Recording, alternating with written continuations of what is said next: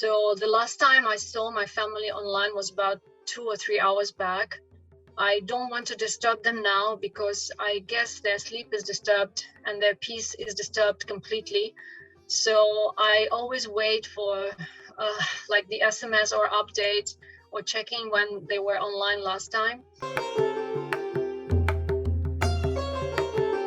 Namaste. On February 24th, 2022, Russia began a devastating attack on Ukraine, a European democracy of 44 million people, bombarding its cities and prompting a mass exodus of refugees. There have been casualties on both sides, with at least 13,000 deaths, over 2.3 million people displaced, and property damage of over $100 billion. Unfortunately, as the saying goes, war doesn't determine who's right, only it determines who's left. Today, we cross the 2-week milestone of the war with no ceasefire or end in sight. We at the Infinity Channel are making a sincere attempt to present to you both sides of the story, as the truth is always more complex than what news publications and politicians want you to believe. Today, we have with us Dr. Galyna Kogut, President, Ukrainian Club Singapore, and the founder of the Ukrainian Language School in Singapore. Dr. Galyna ji is a researcher with National Institute of Education and has a PhD from NTU Singapore. Born in Ukraine, Galyna has widely researched and taught Western psychology and Eastern philosophies. She has translated various Indian scriptures into Eastern European languages and is the author of the recently launched and very popular book, An Atheist Gets the Gita. Namaste, Galyna ji. Really appreciate you taking the time to talk about this in this difficult situation. Namaste, Deepti. Thank you very much. So just to say thank you for the introduction. Just to say a few words on my part. Casualties on both sides. What do we mean by casualties? Casualties is something which happens to those people who are not involved into fighting as like civilians, right? So yes, there is a lot of casualties on Ukrainian side because Russian bombs are hitting schools. They're hitting people in the streets. A few tanks where they overran people riding the cars or bicycles. 2 days ago, they bombed the maternity house. We can't call things which happened to the Russian army in Ukrainian land casualties because they are soldiers who are called by their leader to go in the tanks, in the planes, to wreck and to destroy a neighboring country. So we can't call casualties on both sides. Casualties are happening on Ukrainian side. Whatever happens on Russian side, that's the full-fledged professional and the conscripted army, which has invaded the territory of Ukraine on the 24th of February, 2022. Yeah, so this is just a small correction on my side. So also when we say that the war doesn't say who is right, the war says who is left. Probably yes, but probably not. Because the truth is whoever is the aggressor is not right. Ukraine was not the one who attacked Russia. Ukraine is not bombing Russia, causing casualties on Russian side. This is only the missiles, the cruise missiles, the bombs, the tanks, and other ammunition is coming from the Russian side on Ukrainian land, giving and causing casualties and causing grief, and thousands of refugees, millions of refugees now, and misplaced people within the country in the past 2 weeks in Ukraine. Noted, Galyna ji, and thank you so much for being forthcoming with that. Could you help us understand what is the current situation? How's your family doing? How are your friends doing? And how is the current situation in Ukraine right now? At the moment, it's, let me tell you, it's about 2 a.m. there. So the last time I saw my family online was about 2 or 3 hours back. I don't want to disturb them now because I guess their sleep is disturbed and their peace is disturbed completely. So I always wait for like the SMS or update or checking when they were online last time. So my parents, my elderly parents who can't move, staying in their home in the city, which was bombed 3 days back, and where the airport in that city was totally destroyed. And there are some other destructions caused by the Russian army and the Russian bombing and shelling. So like my mother has a heart condition and a high blood pressure condition, and so my brother has to deal with all those issues, the normal issues of the old age, plus that, like, people are asking me, can they flee? No, they can't flee because they can't move. And there is millions of people like that, of elderly who can't move from their homes. They live in the high rise. They can't even go down to the bomb shelter. They have to stay somewhere slightly further from the windows, but it's like, it's a very flimsy situation, and the lives have become very fragile. And we have children also who are helpless in the face of the war. We have elderly, we have women.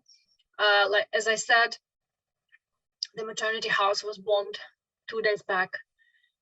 Yeah, so I wouldn't even touch upon the fact that there is a lot of information who like on the Russian side from the you know, those bots and all, who are saying that all this is photoshopped, all this is lies and all that kind of stuff. So it's very, very painful to read that, but we have to put it on our chin and move on and do what we can to protect the land, to protect the people. Help us understand, what are some misconceptions? You mentioned that there's been talks about, all this is not really happening, like it's been photoshopped and all that.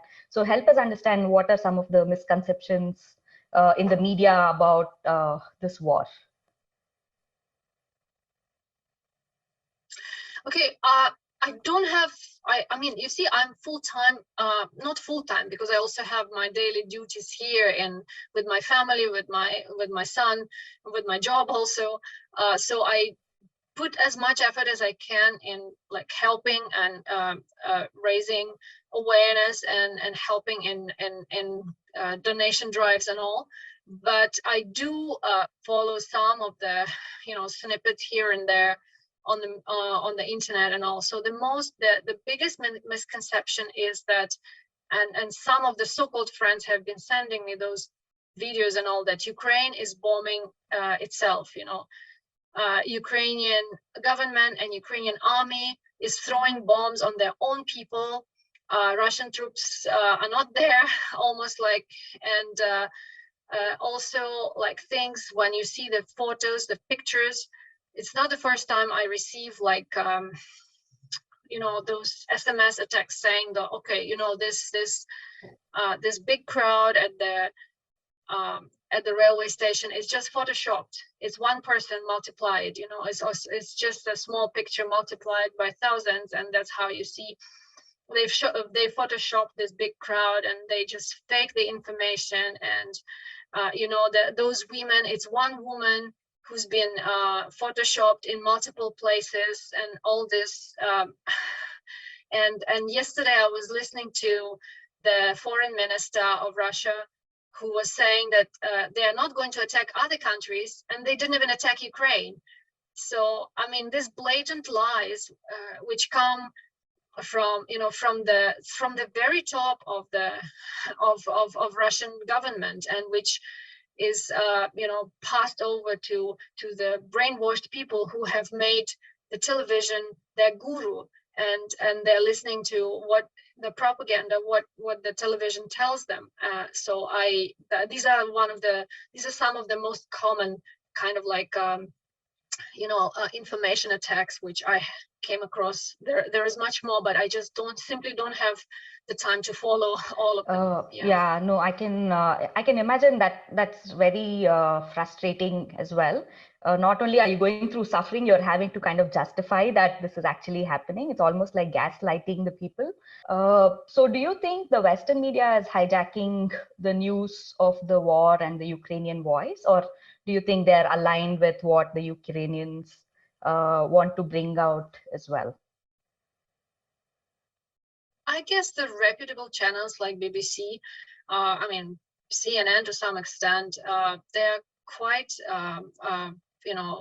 adequate in highlighting the situation, because they do have the reporters who are there on the ground. And I've seen in the first two or 3 days of the war, and especially now, it's 2 weeks now, it's the 15th day of the war. I have seen the reporters, the kind of the mindset they came with to Ukraine, and now how they see the situation. Their opinion have totally changed, because they can see how people are standing for themselves, how people are defending their freedom and democracy and the values.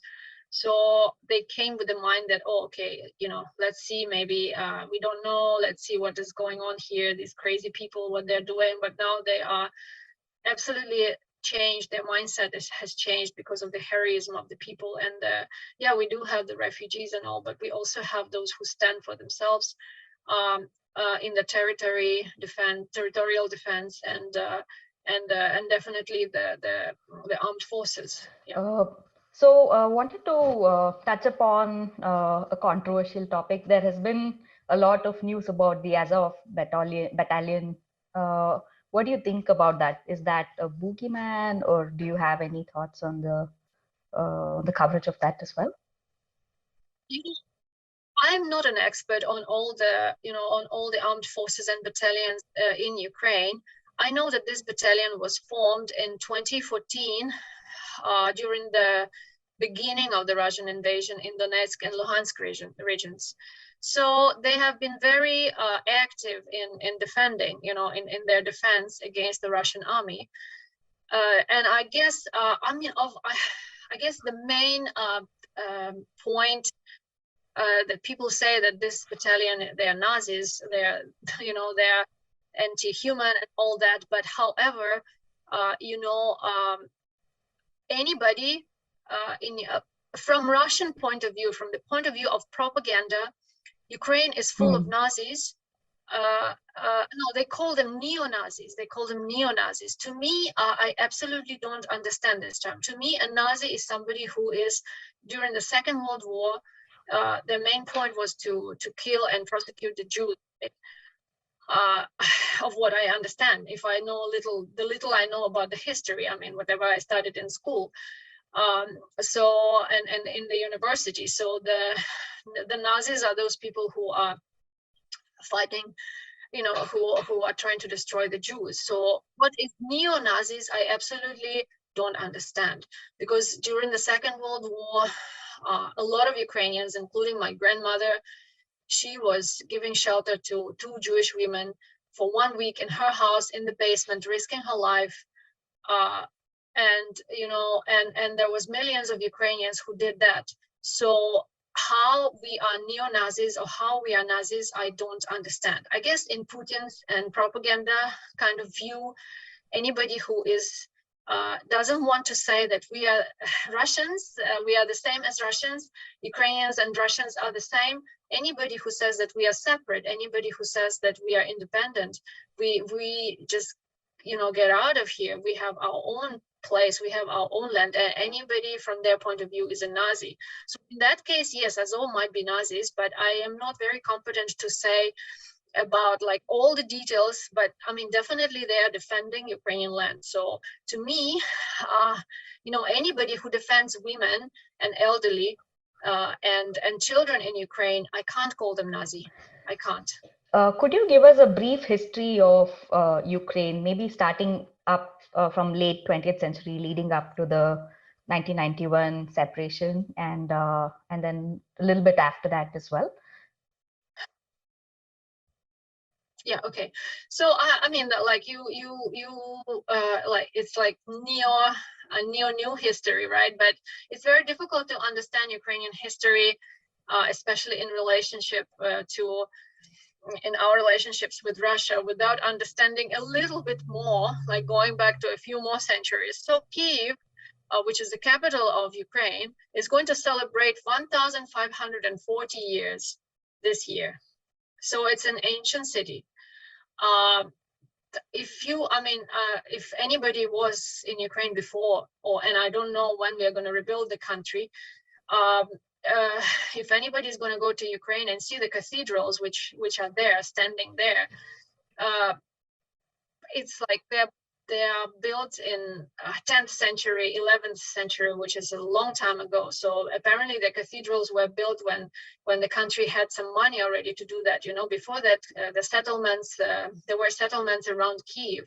So Kiev was growing as a successful country, as a successful kingdom, and then it was expanding.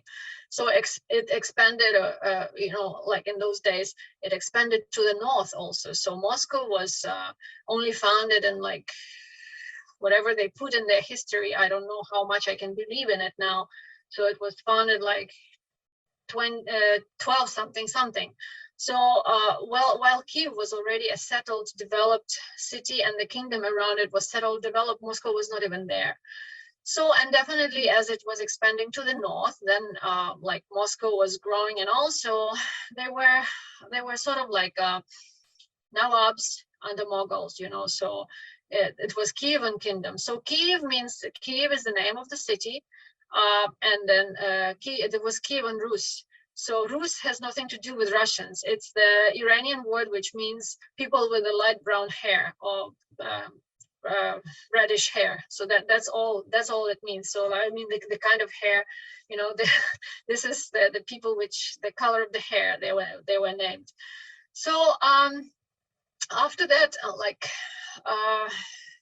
because in those days, you know, the territories were attacked from all sides, from Tatars on the south, from different tribes on the east, and in the north and in the west. So we had the formations of warriors in Ukraine, which are called Cossacks. Ukraine, I mean, the civilization forms around the rivers, the civilization forms on the fertile lands. So there's a big river, Dnipro, around in Ukraine. So the Kiev was formed there, so the settlements were there. So people are having their agricultural activities there, you know, they grow food there. It's the same in India around the rivers, it's the same in China around the rivers, it's the same everywhere.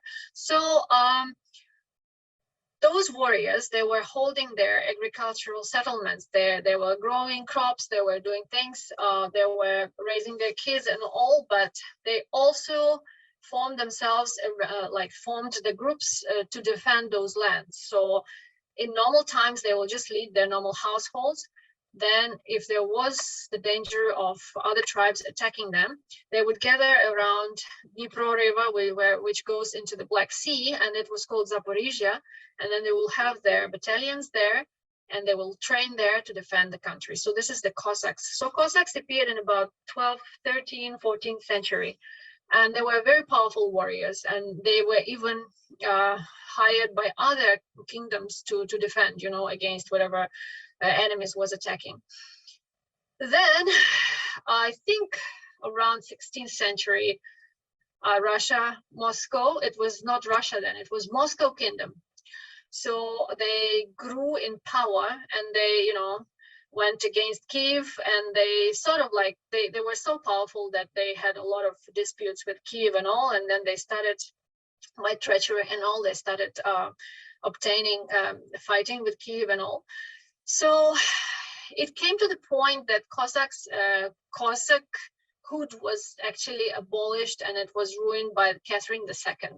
She was a German person who was married into the Russian Tsar lineage.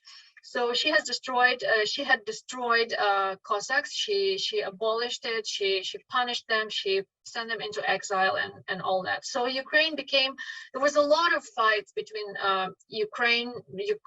Ukrainian warriors and Ukrainian lands and the Russia, who was constantly attacking. So it's been going on for about 400 years. So and finally, after Catherine II, after she abolished the Cossacks, she sort of like took Ukraine and colonized Ukraine completely. So Ukraine was a colony, was a part of Russia for 300 years.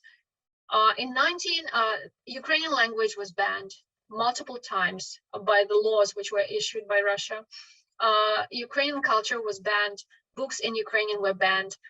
Like Ukraine, Kyiv Mohyla Academy, where I studied, it was the first university in East Europe, but it was banned. I mean, like, it was going on, but then it was sort of like downplayed, and then it was banned during the USSR times.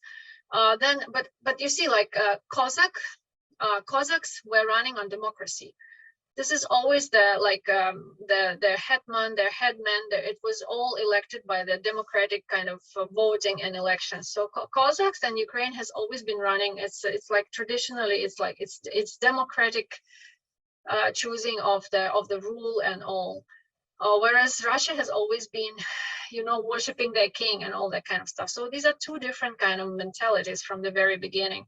So then when Ukraine became a colony of Russia, sort of like part of Russia, so all these things like the first constitution, which was issued was issued in 1710, by Philip Orlik, Ukrainian. It was the first constitution in democratic constitution issued in Europe by a Ukrainian guy. So anyways, sorry, it's just like a lot of things to say. So Ukrainian culture, Ukrainian language was banned during the Russian rule of the Russian Tsar. Then in 1917, Russia Empire overturned their power. They killed their Tsar, and Ukraine gained independence for a short while from 1917 to 1922. However, after that, they were captured by the USSR, so-called, which was actually the Russia. Russia was the one who was just going and taking over those lands because they had more powerful army, and they were, so eventually they've sort of like conquered, but they call it liberated. This is the kind of liberation which is happening now also in Ukraine. They want to liberate us from ourselves. So they've taken those 15 different countries, and Ukraine was part of the USSR from 1917 to 1991. When there was a lot of oppression of the different, like of all the nationalities. As a Ukrainian who grew up, my formative years were spent in the USSR. Not only I was oppressed as a Ukrainian, where just saying that you're Ukrainian was sort of like people will look down on you. If you speak Ukrainian language, they will look down on you. If you say that you're Ukrainian, they will look down on you. So also there was no freedom of speech. I was forced to go and sing about, worshiping Lenin, sing like in North Korea now, singing that Lenin is the best person in the world. And because we are happy children, we have to, pray and worship Lenin for that. There was no freedom of religion, absolutely. There was no freedom of choice. There was not freedom. It was absolute totalitarian kind of stuff. So economically, it was also not working very well. So in 1991, the USSR dissolved into 15 separate pieces. It disintegrated because it just couldn't function together. So Ukraine was, after Russia, Ukraine was the second most important country. The biggest is Kazakhstan by territory, but by population, Ukraine is the second largest. So after that, Ukraine was sort of a separate country. And then there was a lot of economic things happening, there was hyperinflation and all, but Ukraine managed to survive economically. We had our reforms implemented in 1996. However, also another important fact, in 1994, there was Ukraine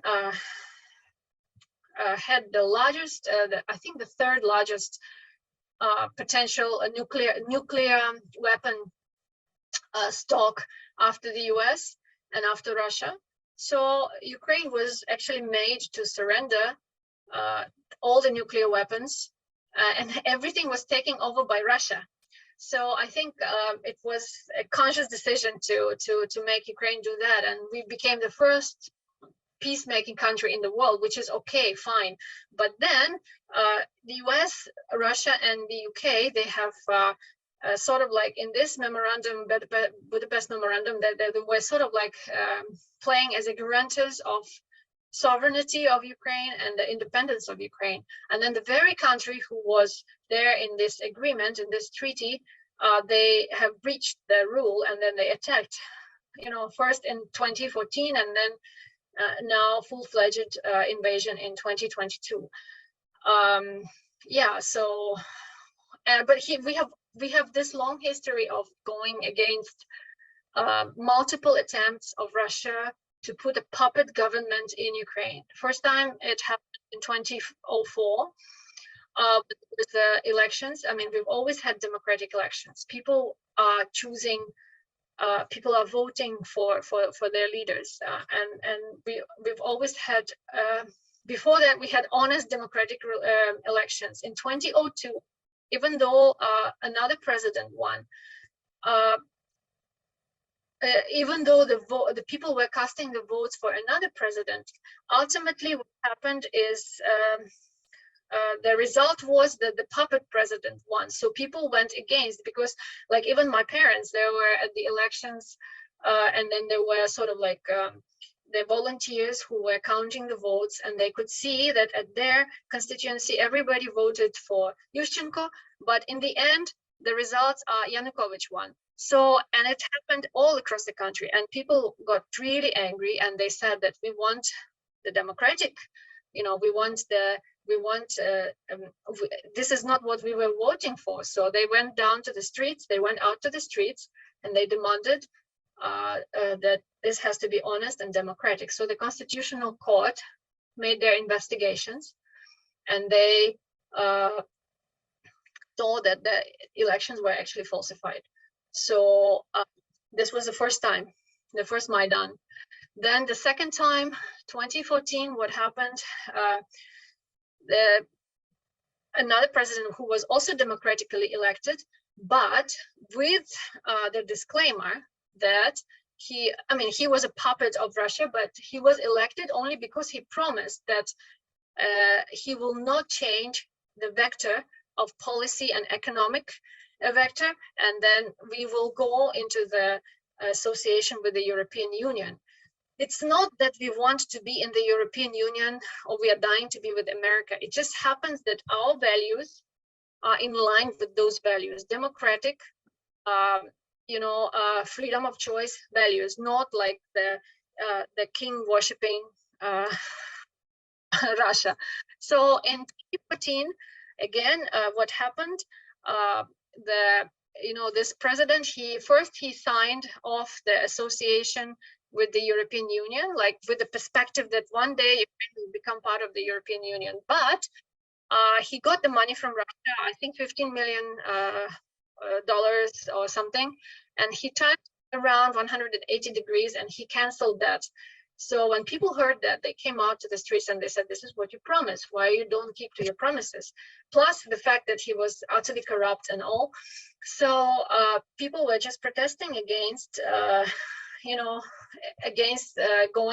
turning around and not keeping to promises, and going along with Russia. So people went down in the streets and they were protesting against the corrupt government which doesn't keep their promises. And Russia capitalized on this because, when there are internal some kind of conflicts within the country, it's very easy to just implant whatever you want. So what they did, they annexed, they've just grabbed Crimea because the referendum which was held there was not, not honest. It was, it was falsified. And as it is for many, many years, especially during the USSR times, the Russians were there was a lot of migration within the USSR. So there was a lot of Russians, like the Russian population from the beginning of the 20th century and to the end of the 20th century doubled. So we had like 9% of Russians only, and now we have like 17 to 18% of Russians in Ukraine. And so Russia came to those regions in Donetsk and Luhansk, and they said that there are Russian people here, they're being oppressed. And so that's why we need to come here and defend them. And the Russian people themselves were against it, but you can't do much when there are already regular troops there, Russian regular troops. But Russia used to deny that we are not there. No, we are not there. Ukrainians are just killing themselves.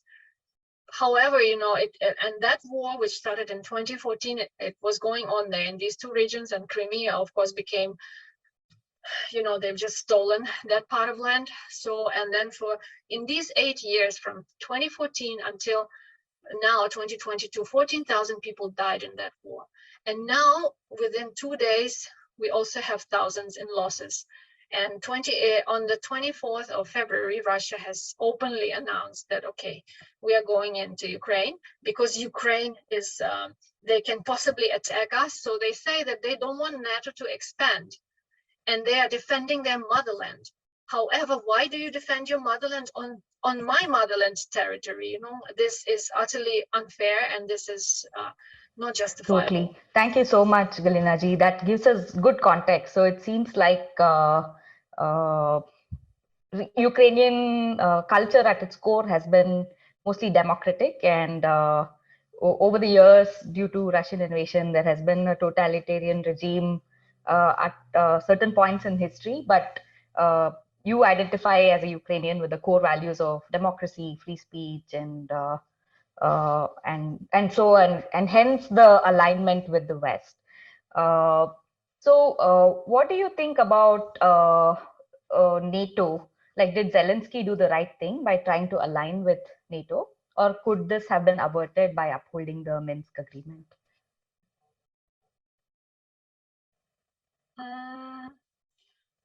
I don't quite understand how Zelensky aligned with NATO, because Ukraine is not part of NATO, and it has never been. The only thing which was promised is the sovereignty in 1994, and then it was violated. So, and Zelensky also, you know, like it's not even the question of being part of NATO now, it's the question of survival. So if Russia is afraid of NATO, I mean, to me, I'm like, by capturing Ukraine, Russia doesn't want NATO to expand. They don't want to border on NATO. They want to protect their motherland. Okay, but if you capture Ukraine, then Latvia and Estonia, they are already NATO. So if you are going to be bordering on those countries, you will already have NATO at your doorstep. So, like, if you really look at this, you know, from a fair perspective, then it's not really about NATO. It's just about the fact that to Mr. Putin, Ukraine is not a country. Ukrainians are not a nation. Ukrainians are the same as Russian. So, and that's what I mean. It's not about the NATO, and we have never ever in our history attacked Russia or any other country. The only, I mean, we always had our warriors, but that was only to defend ourselves. Would you view Ukraine in the last few years as a true democracy? How has Western influence from Europe and US played into the country? Yeah, I would say it's a true democracy, because all the elections which were held in Ukraine, and I've been participating in all of the, maybe the very first elections I didn't in the independent Ukraine because I was under 18 years old then, so I couldn't vote.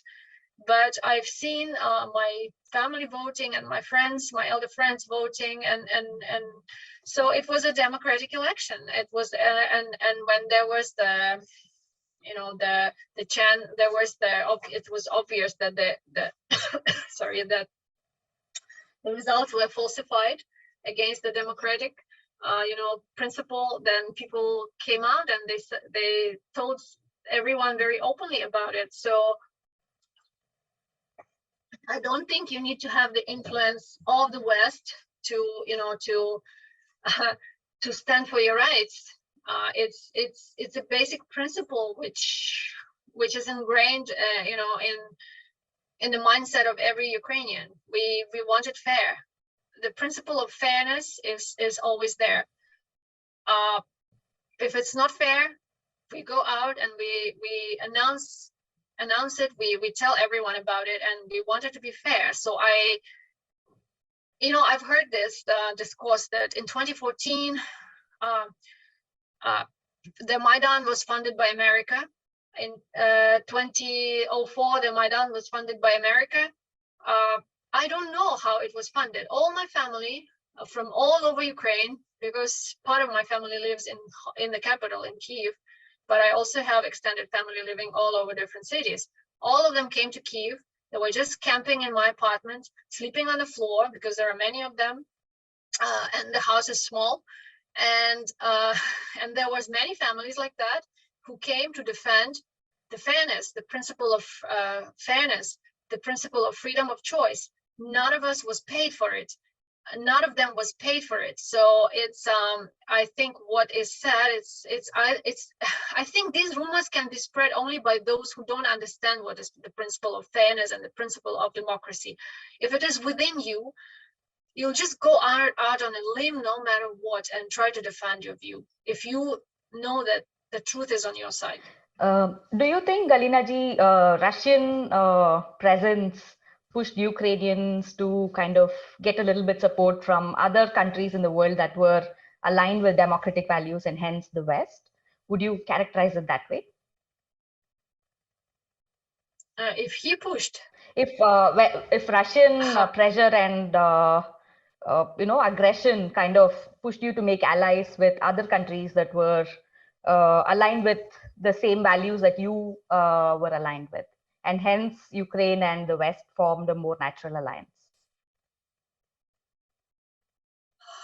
well, I don't know how much he pushed. I mean, we've always been oriented towards those democratic values of the West. It just happened so that they were in the West. If they were in the North, we would have been aligned with the North. I mean, people would have said that Ukrainians are aligning with the North or the South. You know, it just historically happens that you know, whatever fight for freedom, it just happens there. So yeah, President Putin, he invaded Ukraine, so we started asking for help, simply, not because, you know, yeah, okay, it's not like, okay, they're bombing our streets and oh, okay, we want to be aligned with the values. People just started screaming for help, you know. So makes sense. yeah, do you think the West has been strong enough ally in this time of need, or do you think there could have been more that you could have received from your allies in the West? Well, you see, by saying ally is a very strong word, I guess. I mean, they are, of what I understand from the allies, are those people who are coming and helping, like with their soldiers, with their, like when we talk about the Second World War, allies are those who are probably fighting on your side.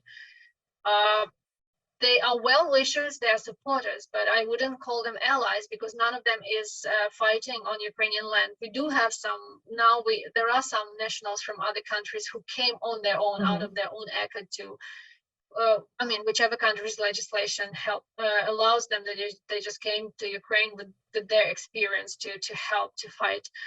The West would have been, okay, I guess the West was quite slow in response. For the past 2 or 3 days, for the first 2 or 3 days of the war, you know, but I guess that's how, I mean, the diplomacy and all, that's how it works. It doesn't work immediately. It's only the bombs which kill people immediately, they work immediately. But so it took I mean, Ukraine was screaming about the problem for many years. However, you know, Russia, as a descendant of the USSR, what actually happened when the USSR disintegrated, they have taken the right for everything which USSR was entitled to. So they have taken, they've become the member of the United Nations just by default. Every other country had to apply for it and get permission to get in there, whereas Russia entered there by default. And now, being the biggest, you know, country, like to get along with the US, Russia, and France, and whichever country can't just, you know, slip up. Russia has the what do you call it? Russia has the right of putting the veto. So whatever Ukraine says, Russia just puts the veto. And Lavrov has been blatantly lying, and whatever representatives of Russia, they're sitting there and they blatantly sitting there and saying, oh, we haven't attacked Ukraine, whereas the whole world is watching the attacks in real time. So also, like, I mean, not to say about that Russia has taken over all the properties of the USSR. Like in all countries, they've got the embassies, they've got all other properties. So they've taken all of that by default, being the descendant of the USSR. But that is not fair, also, you know. So sorry, I think I started saying this, but I sort of like lost the question No, I already. think you did answer it in terms of like the main question was that do you think the Western support has been strong enough, or do you think they can do more in terms of helping Ukraine get out of this crisis situation? I really think they can do more. But I mean, to be fair, you know, they are doing now because it's just turned out very dangerous for the people, and they do provide a humanitarian help, which is much needed now, because there are there's almost 1 to 2. I just a few days back it was about 1 million of refugees. I think it's coming to 2 million now, because like from my friends, even those who were the strongest, even those who were who said that they will fight till the last in the territorial defense, and they're still staying, they used to still stay in Kiev, hiding in the bomb shelters, but they have children. Many of them have young children, and after 2 weeks I look at these families. Like one of my friends, they didn't want to leave. The only they made this decision to leave only after a cruise missile ended in their garden. And you, for your information, the diameter of the hole from the cruise missile is 6 meters. So it's more than the diameter of a normal house, the normal room at the house. And half of their house was blown up into the air in 1 second. So they were lucky that they were sleeping in the other side of the house, and that side of the house was not damaged. So immediately, in fear, you know, she said that her hands were shaking. Whatever they could, they just dumped into the small suitcase, and they took off, and they went as refugees. And she said, and they're 50 years plus, and she said that it's absolutely pathetic to become a refugee at this age, and they don't even have small kids.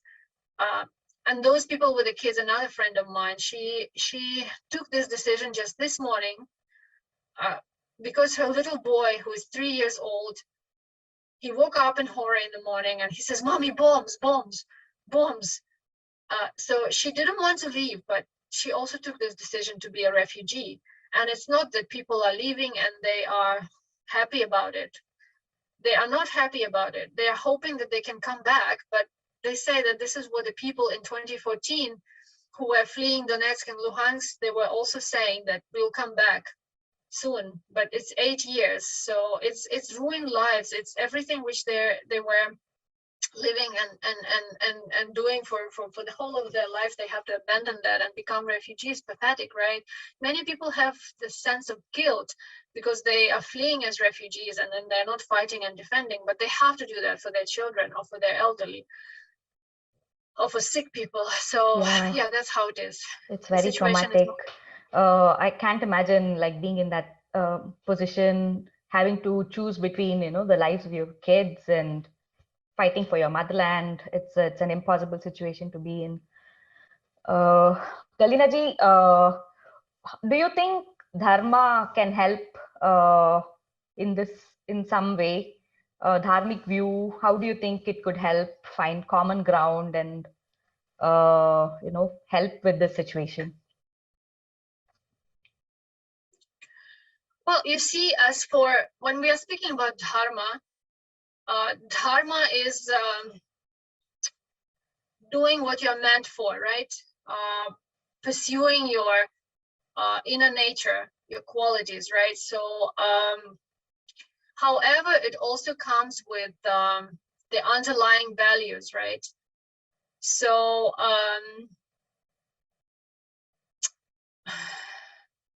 I think that such values as, I mean, if we look at the whatever scriptures we are reading, it says there that even God, even Bhagavan, leaves the jiva, leaves the soul with the right to choose. The freedom of choice is up to them, right? So the value of freedom of choice, the value of being able to live which is the basic principle, the basic human right, the right to live as a human. Even these basic principles are violated now in the war. They are violated by somebody who is exercising a gross dharma, which is Russia and Putin. Even Krishna says that you have to defend. He tells Arjuna that you can't sit there and watch or go. You are a kshatriya, you are a warrior. So your dharma is to fight. And I guess the war really shows the real face of people and the real qualities of people. And we see those things happening in Ukraine also. We have a big community of Krishna devotees in Ukraine. And it was very obvious when the war started, some of those devotees took the weapons and they went to fight. Many of them are military people. I think their innate nature is to go and fight and defend and protect. So many of the devotees took the weapons and went to the front line to fight.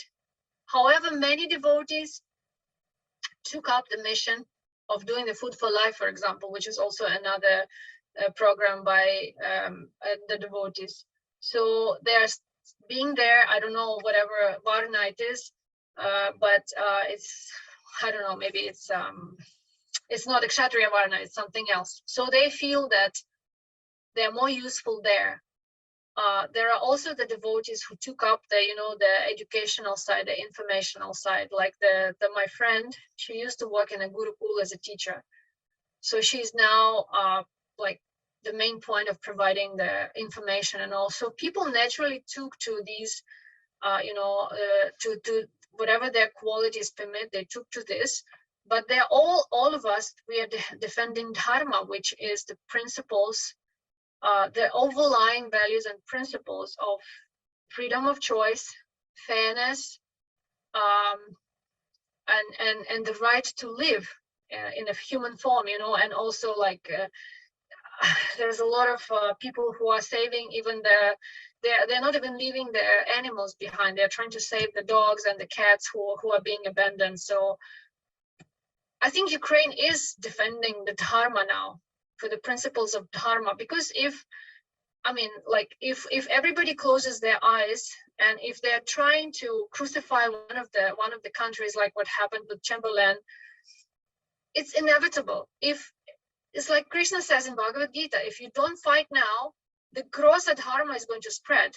So we simply can't allow that to happen. So, and I firmly believe that Ukraine is standing for dharma now, for the dharma of a human. I mean, whatever separate qualities of each person are, we will think about it later. But people are already taking to the kind of things which they feel they can do according to their qualities. But the common collective dharma for us is to stand against the evil now. Thank you, Galyna ji. What can we do to help? How have you been helping as a part of the Ukrainian Association in Singapore? Love to know how you've been helping, and also how the audience and all of us can help as well.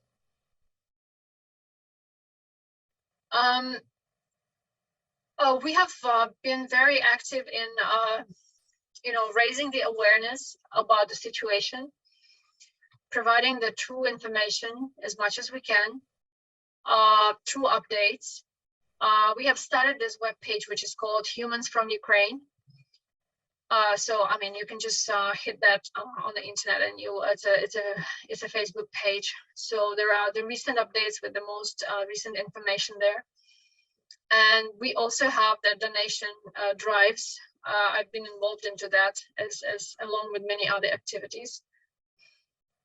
Yeah, so we are doing the fundraising for the we are raising the awareness about the fundraising. We are not raising the funds per se, but there are the organizations, and from the individuals, we are raising the fund through the Red Cross, and donations go to the Red Cross, and the Red Cross is channeling that to Ukraine to help in the humanitarian crisis. I really hope and pray that we reach to a resolution soon and this terrible time ends. I really hope that and pray that you and your family and your friends are all safe. And thank you so much for taking the time to help us all understand the whole context of what's going on. Really appreciate it, Galyna ji. Thank you so much, and thanks for reaching out to us for the updates from people who are there on the ground. Yeah.